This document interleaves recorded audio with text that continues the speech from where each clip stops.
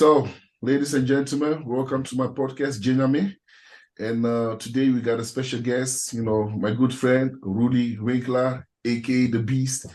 So we got some questions. A lot of people, know Roelly already, but we still don't know you actually. You understand? Because you haven't been on let's say, interviews a lot. So we're going to give you the opportunity for this. And of course, since you're my best friend, I wanted you to be the first person on my podcast. So here we got Roelly. Thank you for coming. And my first question will be, were you born in Curacao? Born in Curacao. Um, exactly, my father died when I was 3 years, and to get better life, we moved to Netherlands.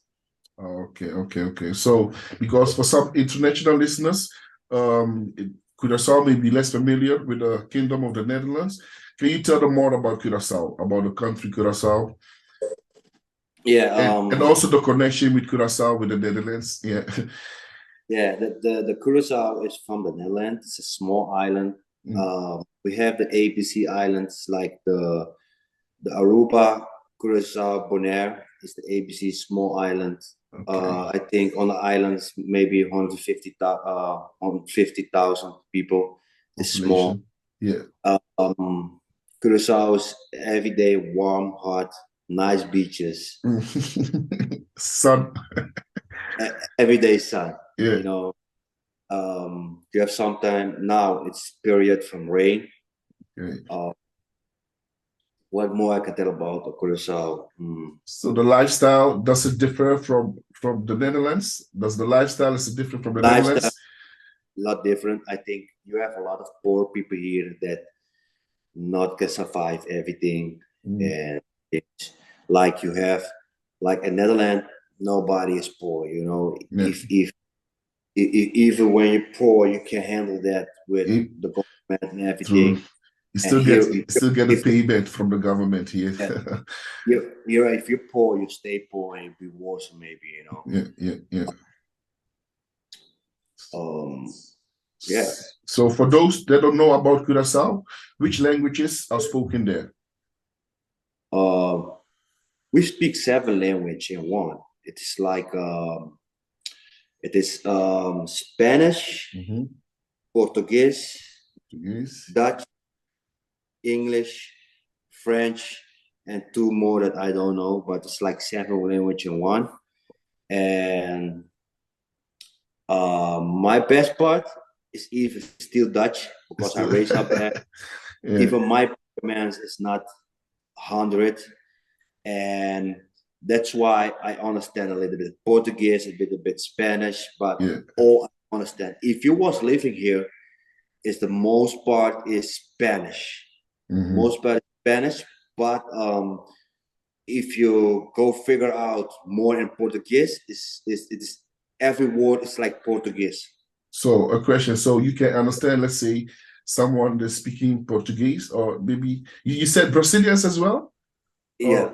So but that's the words, kind of words, like we say bom dia. Bom dia.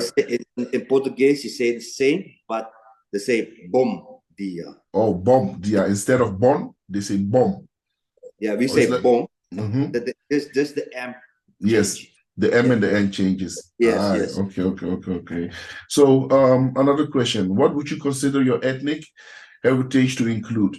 Some people in Curacao, they are like from African descendant, or Asian or Indian. Are you a mixer as well?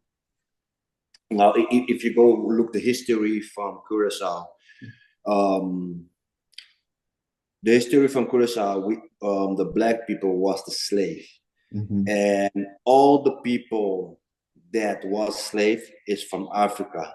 Yeah. All over Africa. That's why we speak 7 languages in one. The slave organized a language so the Dutch people don't understand. Yeah. That's why you have African people speak French, you have some speak English, you have some Spanish, you have some speak, and that all is like a mix from Papiamento. Yeah. Okay. Yeah. Okay. Yeah, that's a good one. So we also know you have siblings, brothers and sisters.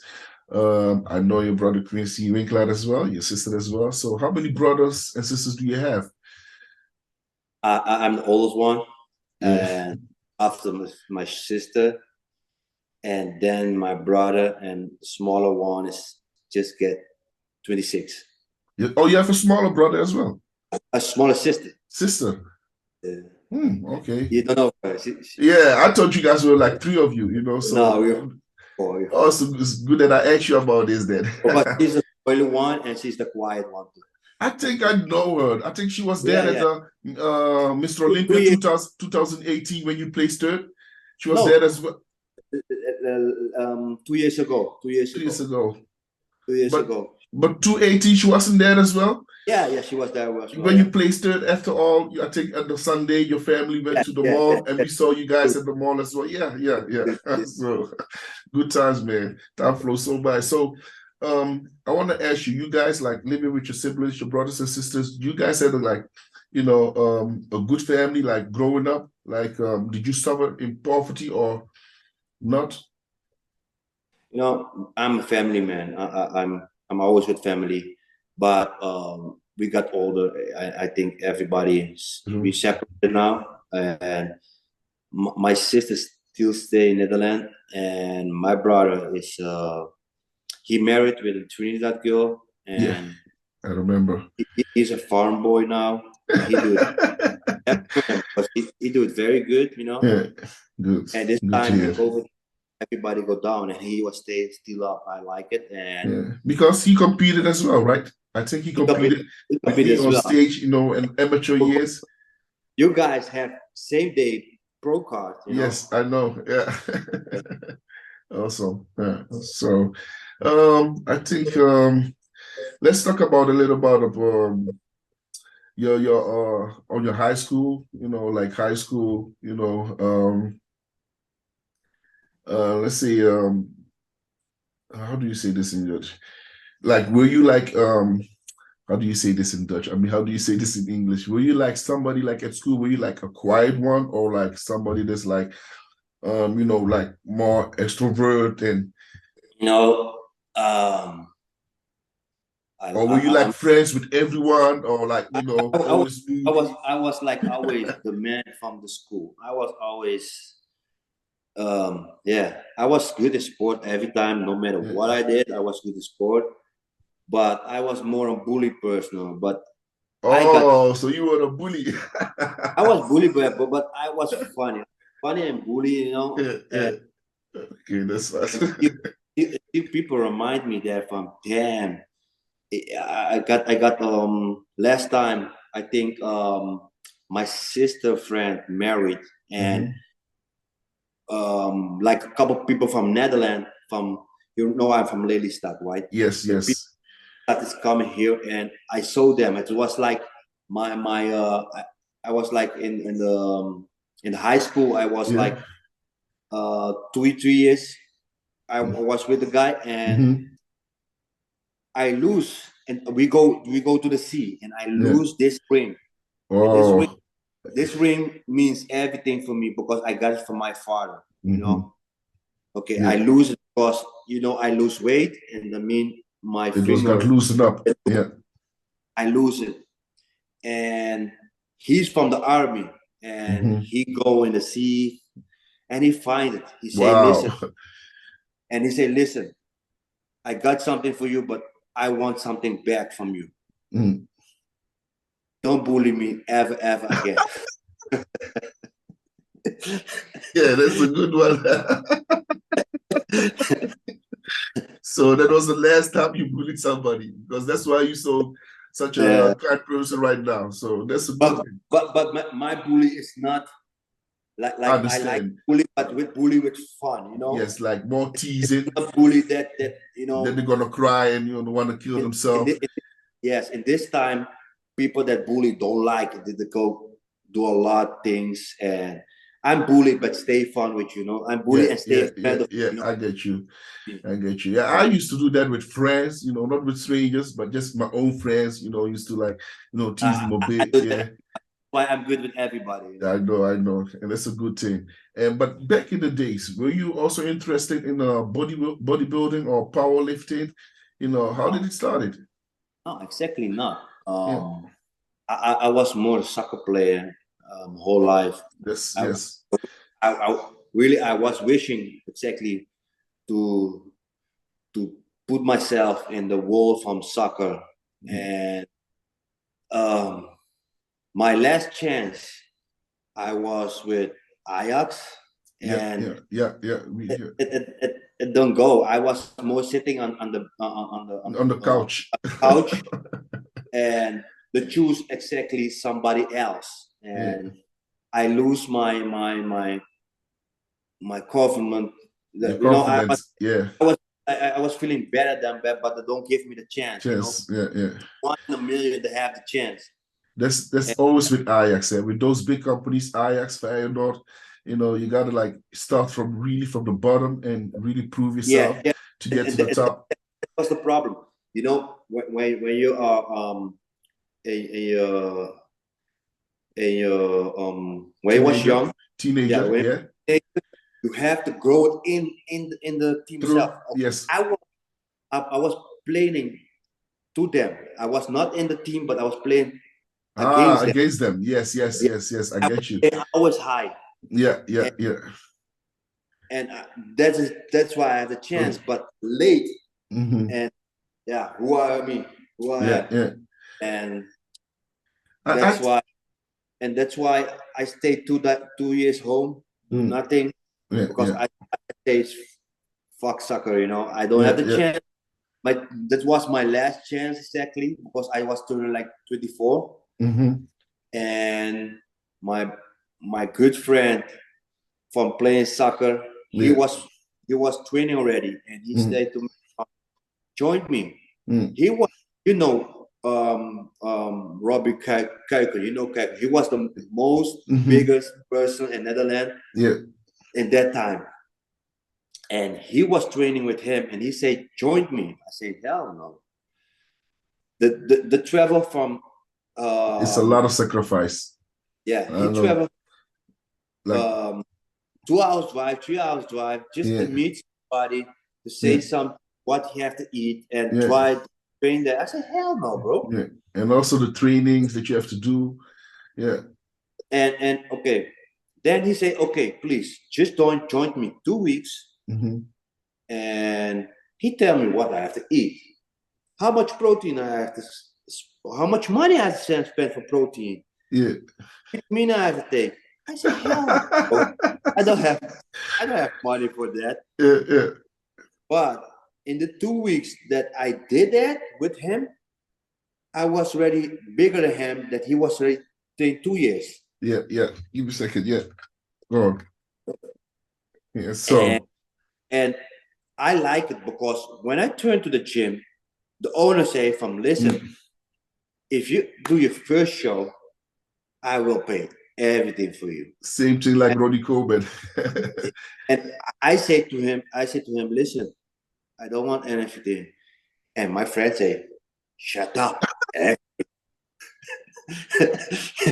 Because I was against the steroids. I don't. Yes, I get you. Because I would just want to do training for the fun. Yeah. But the offer that I got, he say, nobody get that offer in 2 weeks training. No, it's true. And I say, what's so special? He say, remember, you don't want to spend protein. Yeah. But protein the food. Protein is the 2 weeks finish. He say, it's like 2,000 grams for two. Remember, we was eating more than a kilo chicken. Yeah. And he say, done. And I say, okay. They gave the motivation to stay in the gym. Yeah. Okay. And then it'd be something that you was doing every day. You start to get in your drive into it. But I was not serious. But again, okay, I make fun. I bully everybody. Yeah. I was serious. Yeah. Till that I got the option to go on a classic. Yeah. then I'd be more serious because it was serious, you know. Yeah, because I think the other classic I beat you with, first time I think I saw you was 2008 at Monda's Gym, or Yeah, 2009. That yeah, time yeah. you was working with Grandma, and then No, no, I was exactly not ready to work with grandma. okay. The thing was 2000. I do every 2 years. I was doing a show, but I was challenging myself. Yeah. Like I don't want to do a show. Like we are from Netherlands, right? We always take the same show. Yeah. It It's don't boring. eat. Yeah. It's boring. Yeah, and Netherlands is not so big as Nah. everywhere. And I win that show already. That's why Yeah. I will do it again. I don't I get you. understand people that want to do a show All over again. again. Win the show again. Okay. 2007, exactly 2005. Yeah. Was my third show that I do in world champion in Shanghai, when Dennis Wolf win his pro card. Yeah. Yeah. Yeah. I was exactly natural. I was doing nothing. I believe you. I know so. Yeah. I was standing. I saw you from the beginning until you got, to the, like real open class and professional rank. So I know how it was. So you don't have to convince me about that. And I was like, when I got there, and I was feeling stupid next to guys, but everybody, it's only one person that was believe in me, and her man is Juliet Bergman, and her husband Jim. He was, oh, Rudy, you look great. You look great. I was like, damn, I have to do something. I have to do something. And exactly, I go back home in Curacao because I was leaving there, and I got a very bad car accident. Very bad accident where I almost lose my eyes, and half of my arm was damaged. And I stopped with sport because I can't even move my shoulder, and I think that's the part of that whole thing that I have now too. But I stay like 1.5 years, don't train. No training. And so that must be tough for you if you always train and then all of a sudden you get in a car accident and you have to stop the training. I was not serious in the sport. Okay, so you didn't even bother. I was not serious in the sport, but I got, after the car accident, I stayed like 1.5 year not doing nothing. And in Curacao, to have the most best party is the first Sunday of the year, and we call it Vuikdag. Yeah. It's I on know the that. beach. I've seen you many times over there. Yeah. It's on the beach, and everybody show his body and everything, but I lose a lot, everything. And I think the most famous guy in that time was Marvin Nagelbloem. Yes, Marvin. Yes, of course we know Marvin. Yes, he's the speaker of my show with the Bonac Classic in the Netherlands. Yeah, but he was, in that time, he was teenager. Yeah. And he was the most bodybuilder from Curacao. And he's exactly from Suriname, but he raised up in Curacao. Curacao, yes, true. Yeah. Okay. And he just say, he make a joke about me. He make a joke about me from, damn, you look skinny. What you smoke? I say, listen. What you tell me about now, I like it. But you know what? I go start tomorrow. The show, the accident that I got is 2005. The show in the champion is in April of March. I don't remember. Yeah, I think around that time. But which year was that? 2000. After, was it 1 year after your car accident? No, 2 years after. So 2007. 2007, yeah. Yes. Okay. Bro, 2007 was the first time I went to a bodybuilding show. I didn't compete it yet, not even in the amateur. So I don't know about that one. But go on. Okay. So 2007, yeah. 2007, we are in January. Mm-hmm. I say, listen, tomorrow we'll start, yeah? I will see you on the chat champion after 3 months. Yeah. I don't remember, 3 or 4 months. I say, I will see you after the chat champion. Okay. He was, in that time, he was living already in Den Haag. Yeah, Den Haag. Everybody was training in Kneed's gym. Yeah. Listen. I remember that. I remember that time. My mind was just train, eat, and sleep. Sleep, yes. Yeah. I gained 20 kilo in 2 months. Yeah. 20 kilo in 2 months. Okay, now I say listen, I can't stay Curacao because I'm not, I was not yet like let's say I know about nothing. Yes. Yeah, I get you. Stuff like that, because shows almost what I was winning. Yeah. I was winning shows with eating bread. Yes, I get you. I did the same thing. 2 weeks, 2 weeks out, okay. I started the diet. I go Netherlands. Netherlands. By the way, rest in peace, Bart. You remember Bart? Yes. I just saw it recently on your post. I remember him. Yeah. He say, listen, I'm not more ladies. He was the manager of Monder in yes, not Sport and Fitness, the one before 24. Yeah. 24/7 hours gym, yeah. Yeah. And he say from I'm now with Monder. If I say, listen, I'm in Den Haag now. Because my sister lived there. And I come there in Kneedman, everybody was training. Yeah. I got exactly 3 weeks more to go for the show. I come there and you have Alison Maria. Yeah. And he was training. He was training the most guys, the Dutch champion. Yeah. And you know the guys training. After training, everybody go pose. Yeah.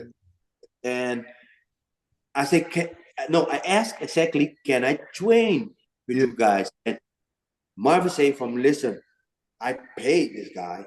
I don't know if you. Don't worry, I train. I do my thing self. Yeah. When you guys go post, I want post too, because I want to hear how good I am, how bad I am. What you can, what you can change. Everybody go post, and then I go post. And look like, no, wow. And Marvin was like, wow, what you did in 2 months. Yeah. And I say, I'm ready to come to take you guys' prize over. And and Alison Maria say, listen, you're too fat, bro. You're too fat. This is what he said. Yeah. I said, you're too fat. You can't beat the guy that's coming there. I said, okay. Yeah. Is that what you think? Okay. Then my motivation was already gone. When he said that, my motivation was not, I don't have to be here. The vibe is not good. Yeah. But that's how they were. I went through the same situation. You come there and you are a good talent, they all want to, they just want to bring your motivation down. You understand? Yeah. I went through the same thing, bro. Go ahead. And I know Monde before that. Yeah. I tell my cousin hey, listen, can I stay in your house? Because he got a car accident too. Remember? Yeah. And we go to Monde, and Monde comes and say, wow, Roelly, what you do? What you do? I say, yeah, man, I want to do the Dutch champion. He say, do you use this? Do you use this? I say, what are you talking about? I was thinking, what are you talking about? He say, you don't use nothing? No. I said, no. He say, listen, you go to the show and use nothing? Yeah. I say, what do you use?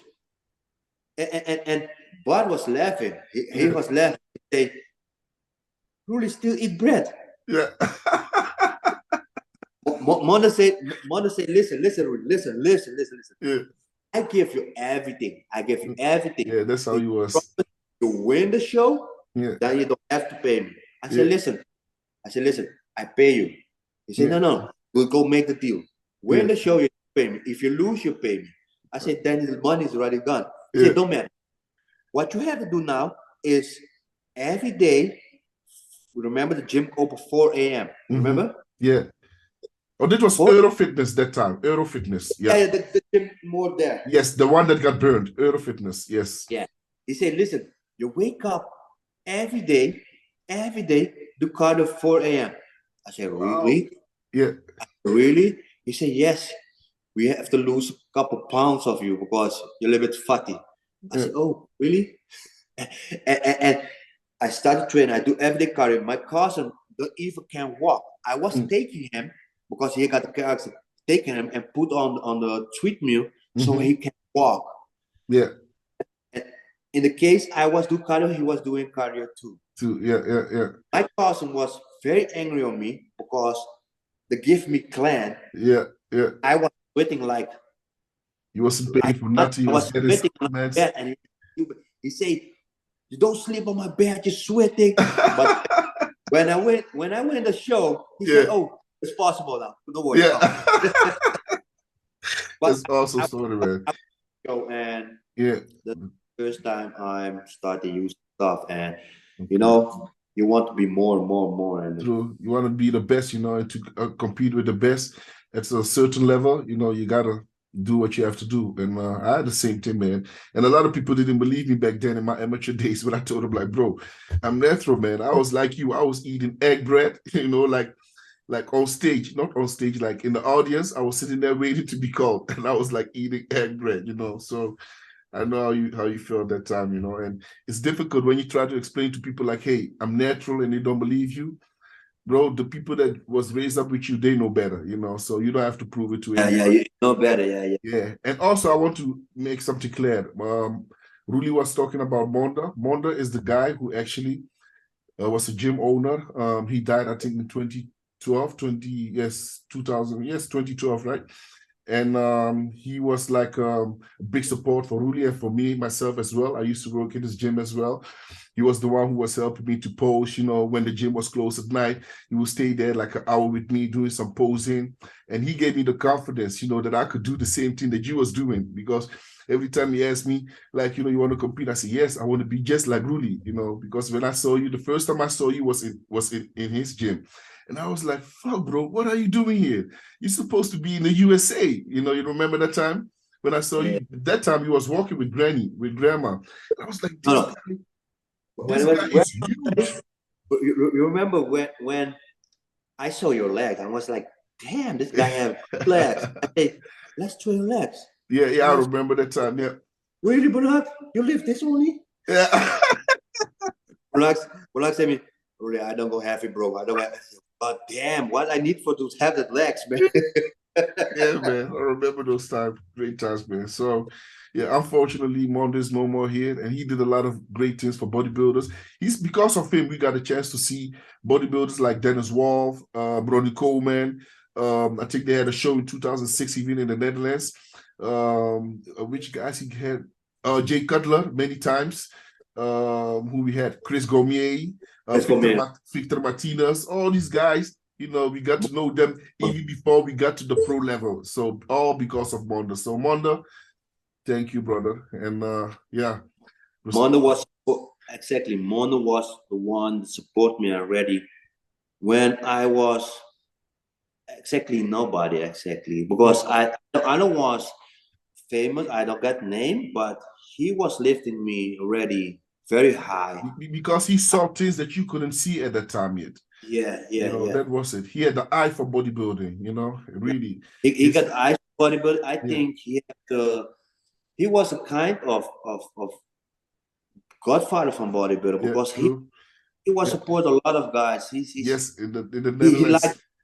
He was telling the truth. He said in the bodybuilding he was nobody, but he liked it to support people that can go very high. Yeah. I know he used to help a lot of top guys, even Jay Cutler as well, you know. So yeah, they know. He's the one that takes Jay Cutler to the gyms in Netherlands and Yes, ladies. yes. He brought him over there. Yeah. If you guys remember me, I got exactly the car accident, and I come in Netherlands and I say to Jay Cutler, "Can I take my shirt off?" And if people remember, I have still have the pic of that. Staying next to Jay Cutler, I was training exactly. Maybe I don't was training exactly. I just have car accident, but yeah. Okay, so I have one more question for you. Fast forward some years, you placed third at Olympia. I think this was that was your best placing ever, and this was in 2018. You remember that time? Yeah. You won the Arnold Australia. You became a fixture in bodybuilding. What was your proudest moment of all these? You know, being placed at Olympia third. Oh, plus you was the first ever people's champ at a Mr. Olympia, right? Yeah. So what was the best moment for you? Being the people's champ, or being placed at third at Olympia, or winning the Arnold Classic in Australia? So what was your most proudest moment? Like you were, yes. Exactly, all of them, exactly, all of them, because I remember we do the Arnold Classic Ohio, and I was accept my placing higher than it was, and I was really disappointed. And I called my coach. I said, "From listen, we have to do it different, you know." I was feeling I was the biggest person on the stage, but still not in condition. You say, "Okay, let's drop your food, let's do more cardio, and let's figure out what to do." And exactly 2 weeks after we go Australia, right? 3 weeks. 2 weeks. And I was the accept to beat you and Dexter because you guys ready. And I was making, if you remember, I was making funny with you guys backstage, and then I was not either. I was like, I go with this because I like Australia. I like Australia, and we go backstage, and you say you beat us, guys. I say, hell no. And that's like, I say, if it is like this, let's do it. Your abs, man, you did something there, and I was like, what the fuck did they do in 2 weeks time?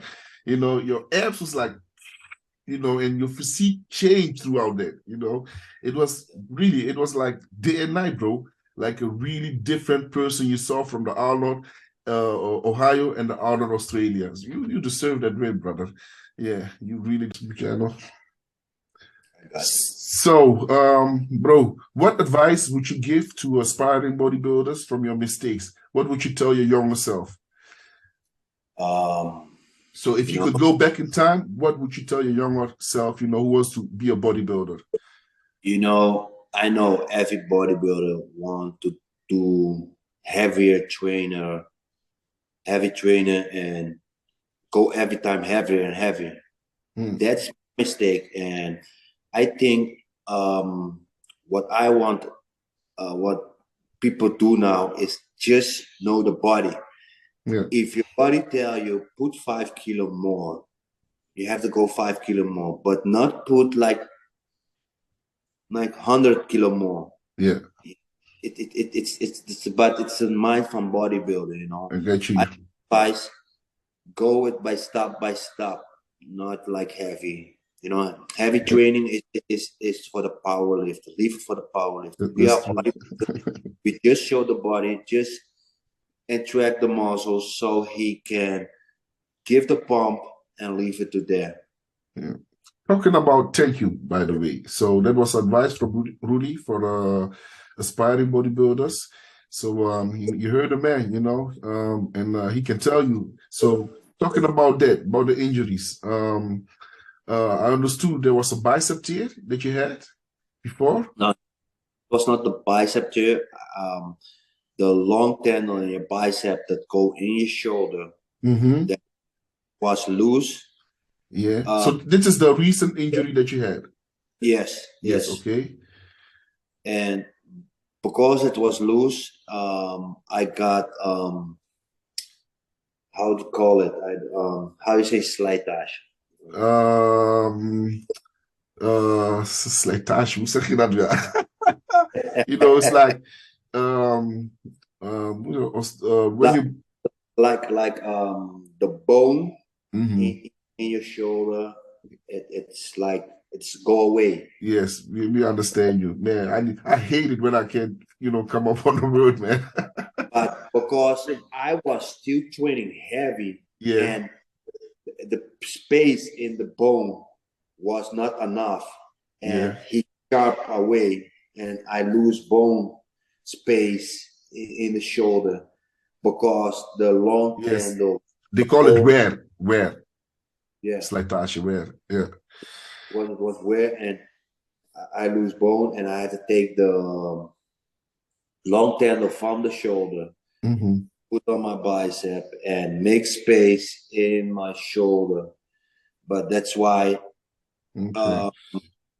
that's my injury. So so that was your injury, and did you went through surgery for it already? Yes, I did it already. Like 6-7 weeks ago, I did it in Brazil. Okay. I find somebody that is experienced in it, and he was see the problem, everything, because I go to a lot of doctors that don't believe it and to do it, and this doctor was believe it. The most important thing is my pain is away. Okay, the most pain what I got is when you sleep. It was hurting me, and the pain is. And what about when you were training, down in the training? Did you have any issues with it before you did the surgery? No, I can't even train. That's why I'm. That's now I don't train like more than 1 year. I don't train anymore, and now the movement is better and the pain is gone, but still I can't train heavy. Okay, so a lot of people are asking you, are you planning to compete? I know the answer, but you never know. You never know. Dexter was 50 when he started bodybuilding, right? So I know about compete, but what I hope is I just want to train. I just want to train, or everybody train. I don't go heavy anymore, but just train. It's for me important, and you never know what the future can give you. True.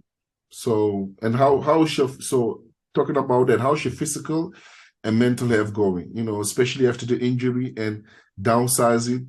Because when I saw you the first time, at the airport, I was like, bro, you look so healthy. Your face, you look like 10, 20 years younger than you were, So you can see the difference, you understand, between you now and you, during your competitive season. It is very hard for me exactly to hear that exactly every day. Yeah, but and it is painful, but what you can do about it, Nothing. But I think you shouldn't even want to do something about it, because this is you. You understand? This is you, so, and this is the healthy side of you. And what do you prefer?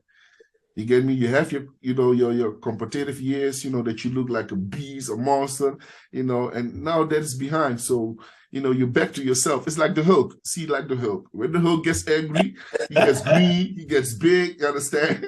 He smash everything, you understand? And when everything is cool, he get back to himself, the normal person. Yeah. So don't worry about it, bro. We're gonna have to face this. All of the bodybuilders, everybody got to go through this one day.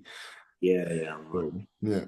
It was hard, because how I say, I don't have the time, like, to say to everybody from, hey guys, I go off the stage now, and yes, I don't have to say that, and it feel bad because I just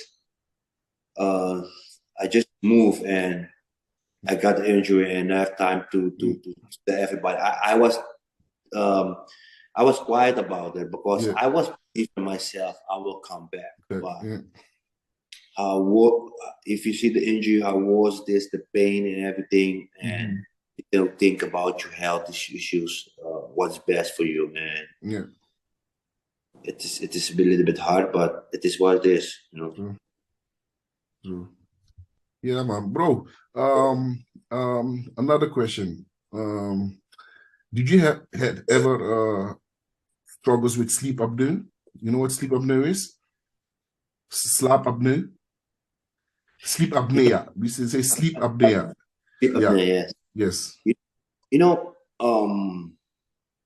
and how did you manage it? Yeah. No, 10 years ago, when I heard for the first time that people was filming me when I sleep, because everybody know I was sleeping everywhere. Yeah. Like if I got the 5 minutes, 10 minutes, 1 minute even in the car, I'm gone. You know me. But the say from damn, bro, you hold like 2 minutes stopping or breathing. I say hell, but the video and I saw it, I was like, oh, I have to do something about that. And the doctors from Netherlands, exactly, they say, listen, we can do something, but you have to help us. I say, what? They want to do like a rabbit, use you like a rabbit to do some testing. They say that you have to lose weight. Yes. Stop the bodybuilding. I said that's not the case. Can't do that. You know. And I hear a lot about people that sleeping with stuff with the mask, and that will do very good. I try to get that, but they say to me, I got not the heavy sleep apnea. I got the lightly. One. Oh, okay. And I was like, damn, if I see what I doing in my sleep is that stuff, then I don't want to see the people that is worse than that. Yeah. You know? And so I never get it from the doctors. That's why I never have that. But I have that in the past, yeah. And how heavy you be, how more problems you get with that. But I never was feeling it, because in my case I was sleeping very good. But to say I have, that's what I tell my wife every time. Say, you know, when they say you can't breathe, you know, in your sleep, I say, yeah, I don't feel like I can't breathe. I can breathe. I sleep good. I don't. So what people see from the outside, we don't feel it like that. You know, we are like peaceful counting sheep, 1, 2. But when people look at you, they be like, hey, he's not breathing. Wake up. I think I had it one time. The first time my first experience with this was with Khalid, you know, my ex-coach, Amoshinawi. And we went to the US for the Arnold Classic 2011 amateur. And we shared a room together. And this guy was snoring. I couldn't sleep, bro. So I had to sleep with my music on, you know. And then, and then eventually I was like, huh? It's you know, like, it's quiet here. So I put it off.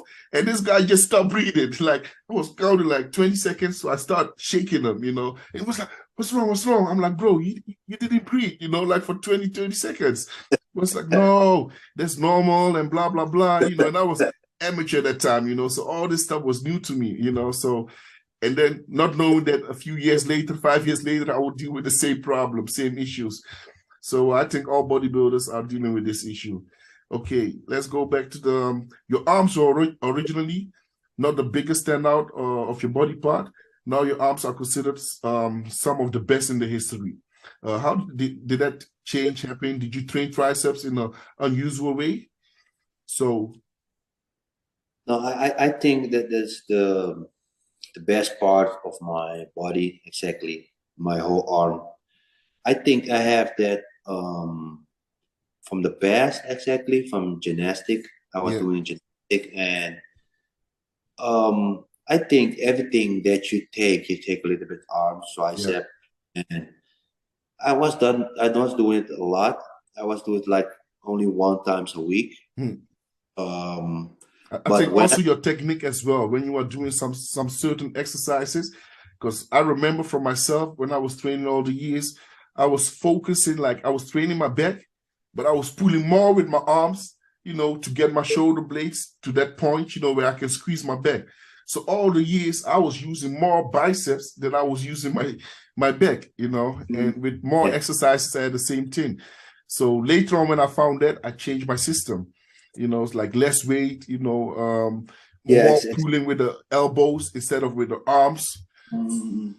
Exactly. And I see a lot of people want to train heavy with bicep, but it's not the case, because if you want to do heavy and you go only 5 times, it's only time to damage something. If you take the dumbbells lighter and you do 20 times, I think you get faster and bigger pump than go heavier. Just all you have to do is just let the blood flow.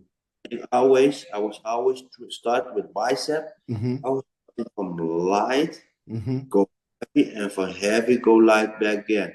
Till I feel my arms. And this is first thing that Thor always, the most bodybuilder is the bicep. Because to go bicep. The most important thing is to how you do the exercise. If you do the exercise very well, why you have to go be heavy? Because if you go heavier, you don't exercise anymore good. No, you don't control the weight anymore. You don't control, so you are using other body parts, you know, to bring that weight down. But you know, bodybuilders mind, you know. Yes, ego. We train with too much ego.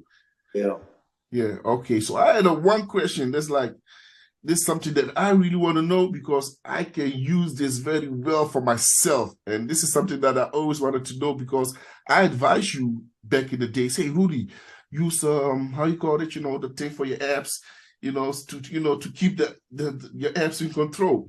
So my question was,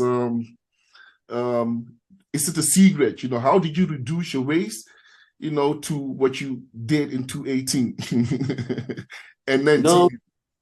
No, I remember the guy. Exactly, because Arnold said to me, belly, my belly was big. And we want to know. We want to know the secret how you got it that small. Because I gained so much weight that year that I don't have control on my abs, on my midsection. And I remember the guy, Louis Mark, come out and he said bubble guts. Yes, I remember that. Was bubble bonanza or something like that. And then, you know, I remember when I start with the waist trainer, that everybody say, "Oh, it is from girls." I don't want. I was using it before that time. And I was worried if you think that it's for girls. I have to feel good in, you know. I was using it, and I was doing things that girls was telling me to do it. I was doing plank. I was doing exercises with abs. And Sharodan was telling me, don't train your side, Yes, because that one muscle from you is very big already. I was like, okay, Sharodan. But when you do side planks, you don't have that issue, because you are not making the movements up and down. You just what you do is, if your planks, you are tightening it up. Your abs is not like this, but it's go long, long. Just everything go inside. I do planks a lot this year, man. I was just worried about I don't was worried about my body. I was worried about I knew you was doing planks. I knew it. And I was doing planks. And believe me, I called my brother. He was telling me he do planks like 5 minutes. I was like, what? How you do planks 5 minutes? Oh, 1 minute, I'm even dead. I could even do 30 minutes when I started. I was like 30 seconds. I was thinking like, but how more you do it, how more control you get. True. And but I learned with plank, if you have your breathing correct, yes, you can help you on stage. And because the first 30 minutes was like hell, man. Yeah, and I would do it exactly every day, yeah, 6 times a day, wow. like 2.5 minutes without Mhm. problem. And that's why, I Good, think man.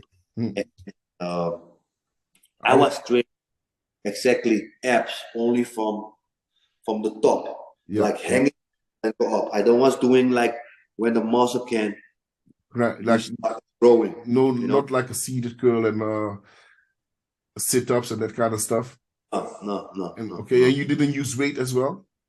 No. Okay. That's why I just listened to show Roland Yeah. exactly. He Yes, that said is right. Because when you train your muscles with weight, what will happen? it's Eventually, you will growing. grow. Yeah. So the Yeah. same thing happened with your muscles, with your abs as well. So a good one. Bro, we got some questions from some subscribers, a lot of fans, they want to, there's some questions. We did a post on the Instagram and we got some questions for you. So, first of all, did you check the Mr. Olympia? Last year, Mr. Yes, Olympia? I was there. I was 60, Yeah. in the front of your woman. Oh, my Your wife wife. Yes, was thank why you. Yeah. I was sitting there. Yeah. Yeah, I was checking. And And what did you think about all the new faces that are now in the league? the new faces. And who impressed you? Who impressed you the most of the new faces? Who most impressed me? Yeah. Was Derek. Derek Lunsford? Derek. And I But he's not a new face in the bodybuilder. He's a new he's face in not the no open face, class. but Yeah. 12 to the open. Yeah, And true. he surprised a lot of people that not surprised Was it? everybody was surprised exactly because If you look back at the Pittsburgh Pro showing, how could you be surprised? exactly. I think, yeah.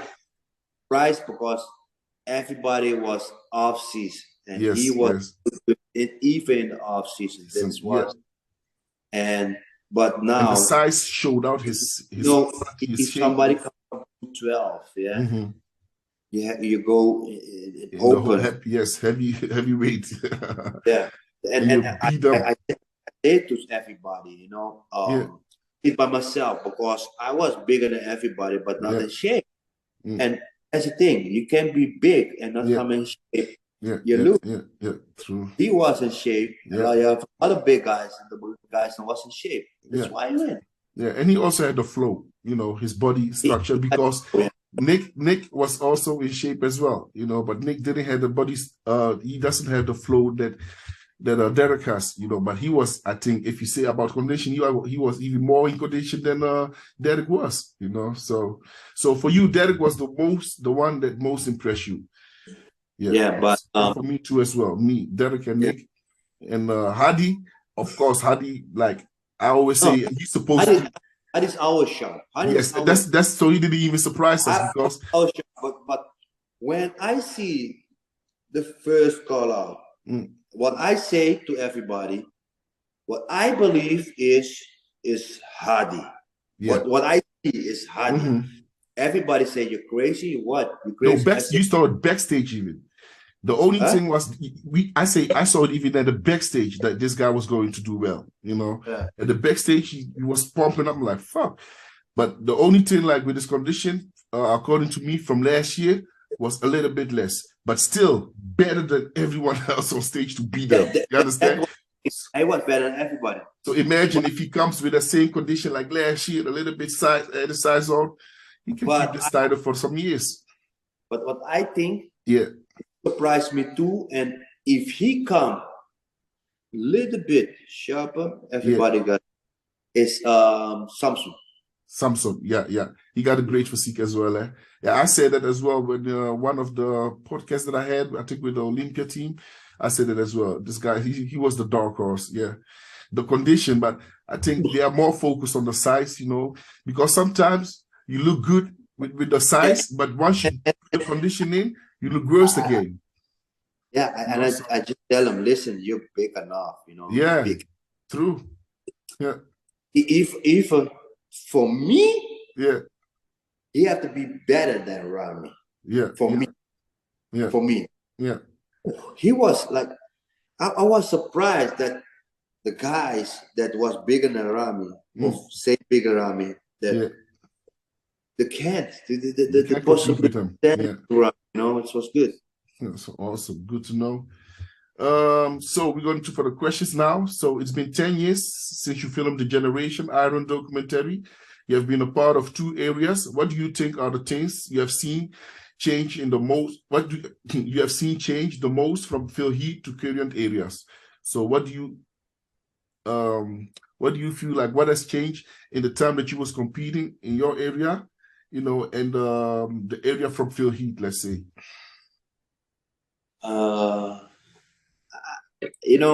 I think if I was more serious, then if I start before, I think I was standing next to Phil Heath too. But I stand next to Phil Heath too a lot of times. But yeah, I just come looking in that time. I just was enjoying from the stage moment. And but what do you think that has changed in that time? So from the time that you started bodybuilding, so you was like in the Phil Heath area. So what did you think that has changed between that time and now? Let's take this better question. The change from every year changed exactly, because I think in that time when Phil Heath was when it's more conditional, everybody was more conditional and sharper, and then everybody got to be bigger. Was heavy. Yeah, that was big Harvey's time. That big, and then exactly after it's more sharp and dryness, and I think, and then bigness again, and I think now it is more compact. It's strange. You're looking more for the flow now. Asking what is the best, because but in the time before, I think before my time yourself, I think the most important was if you completely the muscle and everything and dryness, but it changed every time. I don't know what is the best exactly. Okay, so bro, going about that, I'm going to ask you some sensitive question. Did you ever think, or did you ever feel politics play a role in your placings? You can talk free right now because you don't own anybody any explanation. So I think a lot, but that's the thing, they do it a lot with me, and what I do is still laughing. Smile, yeah. What you can do? Nothing. You can do nothing. And if you be angry, your place be worse. Stay laughing. Stay laughing. True. That's true. So, bro, what's so special about the coaching in Kuwait that people can leave 5 to 6 months, leave the family and go there and train? I've been there myself, but I want the people to hear it from you because you stay there longer than anybody. Yeah, I stay longer than everybody because I think my treatment to the guys was better than I think the most people that going there. And yes, I know you had a good connection with Badar himself. I know that. Yeah, he still sees you as a son. So, yeah.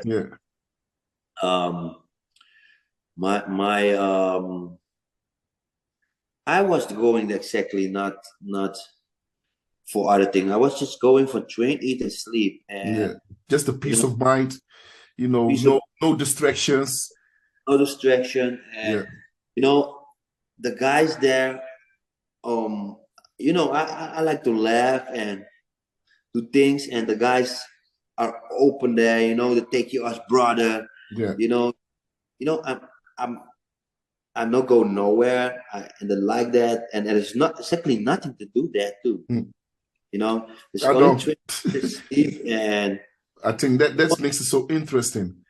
They want to go everywhere with me, but I'm not that type. I'm like, I just want to train and eat, and sleep. What's special for me there is they treat me like,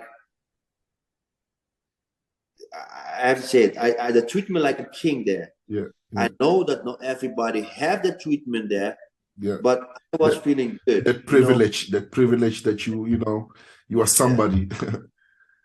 Yeah. Like I just had to say I like that phone. Yeah, I know. They get it for you.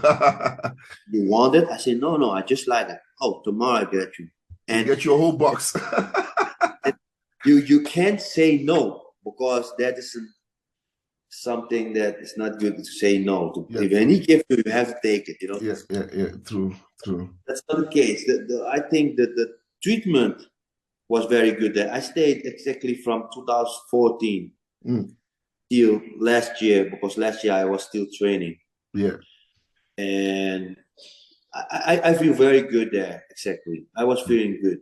Good. No, good to hear. So, bro, I have a question. How did you get called the Arabic Kunja, nickname Bubanda? How did your impression of the Arabs and Muslim change from living in Kuwait? So, first of all, how did you get the Arabic name Kunja, which nickname is Bubanda? Bubanda. Yeah. My name is Bubanda. Like they say, if they call you Bubanda, it's because this is like the king, his son. Oh, like, okay. Yeah. Badr, The son of the king.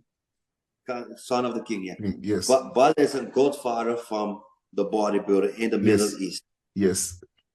He called me, I'm his son. Yes, I get you. I'm his big son with headache.